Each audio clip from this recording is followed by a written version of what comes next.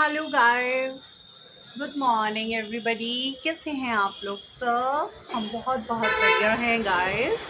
Welcome to shape life with Neha on my channel everybody. आज का मेरा जो ये व्लॉग है इसमें मैं अपने कुछ आउटसाइड एरिया से रिलेटेड आप लोगों के साथ शेयर करूंगी। मैं दिखाऊंगी पहले कि मेरे आउटसाइड एरिया में इस तरह से ये चीज़ बन रही है एंड ये थोड़ा सा शैबी लुक दे रही है। मैंने इसको किस तरह से पेंट करना है एंड मैं इसको एक क्रिएटिव लुक दूंगी एंड जब दीपावली आएगी तो उसमें जब हम इसमें डेकोर करेंगे तो ये कितना सुंदर लगेगा। एंड मेरा जो ये कंसेप्ट है बाहर के आउटसाइड एरिया को क्लीनिंग का, वो बेसिकली यही होता है कि हमें हमेशा अपने घर के आउटसाइड का एरिया बिल्कुल नीट एंड क्लीन रखना चाहिए, free from dust and dirt.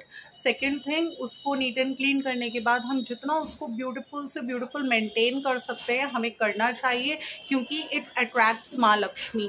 कहते हैं जिस घर का एंट्रेंस एरिया बिल्कुल नीट एंड क्लीन होता है, एकदम ब्यूटीफुल होता है, उस पर रंगोली बनी होती है, वहाँ पर दीपक लाइटेड होते हैं, स्वास्तिक के चिन्ह बने हुए होते हैं, आप यहाँ तक कि गणेश जी की एक पिक्चर भी स्टिक कर सकते हैं, तो ये सब चीज़ें होती हैं। तो कहते हैं वहाँ पर शुभ लाभ का भी आप लगा सकते हैं साइड्स में, मेन एंट्रेंस की डोर पे, जहाँ ये सब कुछ होता है। दैट हाउस अट्रैक्ट्स माँ लक्ष्मी। यही मेरा हमेशा मोटो रहता है कि माँ लक्ष्मी, गॉडेस लक्ष्मी का हमेशा मेरे घर में वेलकम रहे। तो उसके लिए मैं पूरा ध्यान देती हूँ कि मेरे घर का आउटसाइड एरिया जो है एकदम neat and clean, free from dirt and dust रहे। एंड उसके बाद मैं जितना उसको ब्यूटीफुल बना सकती हूँ उतना मैं उसको ब्यूटीफुल अपने हैंड पर मैं उसे बनाऊँ। एटलीस्ट अगर आप बहुत ज़्यादा कुछ इंटीरियर में बहुत ज़्यादा स्पेंड नहीं कर रहे तो आप मिनिमम से मिनिमम कॉस्ट में जो कुछ भी अपने आउटसाइड एरिया को neat and clean and beautiful बनाने के लिए कर सकते हैं, आप कीजिए। तो आज मैं दिखाने वाली हूँ आपको एक पर्टिकुलर एरिया।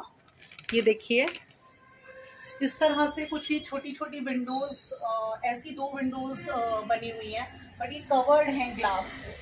तो ये वाला जो एरिया है आज मैं आप लोगों के सामने एशियन पेंट से वाइट कलर यूज कर इसको पेंट करूंगी एंड उसके बाद कुछ इसमें क्रिएटिव लुक दूंगी एंड दीपावली पर हम इसमें डेकोर करेंगे। तो कैसे करते हैं आप लोगों को दिखाती हूँ मैं।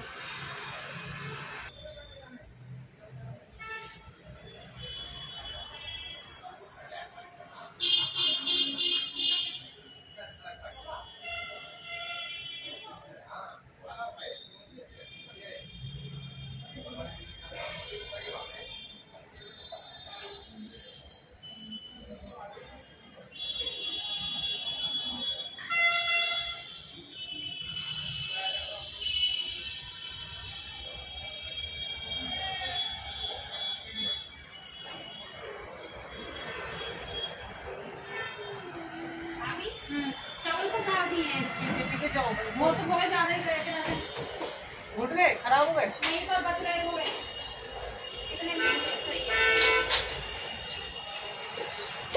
भैया आ गए।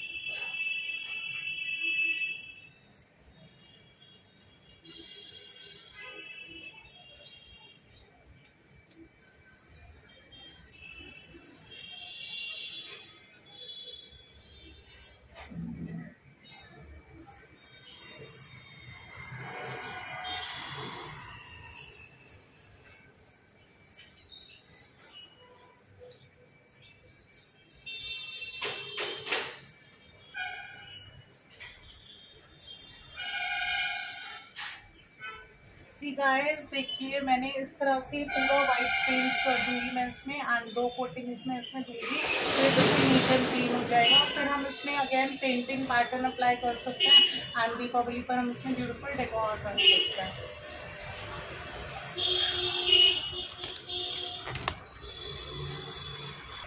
सो गाइस, मेरे इस व्लॉग में यही था। मैंने आपको दिखाया कि बाहर के एरिया को किस तरह से मैं मेकओवर कर रही हूँ एंड अपने बिहाफ पर। And now I have come inside because Diwali आने वाली है, तो हर तरफ क्लीनिंग वगैरह सब कुछ चल रही है, एंड अच्छे से सब कुछ साफ सफाई चल रही है। तो अभी मैं हूँ अपने बेटे के रूम में, एंड ये है हमारा डबल बेड। एंड इस डबल बेड में जो पीछे का एरिया है वहाँ पर कुछ कॉलम्स दिए हुए हैं 2, जहाँ पे हम कुछ स्टोर कर सकते हैं। आजकल आप लोग देख रहे होंगे जो हाई बैक वाला बेड चल रहा है, डबल बेड, तो उसमें स्टोरेज स्पेस नहीं होती है। तो हमारा जो ये बेड है ये पुराना है, मेरी शादी के टाइम का, तो इसमें काफ़ी स्टोरेज स्पेस है।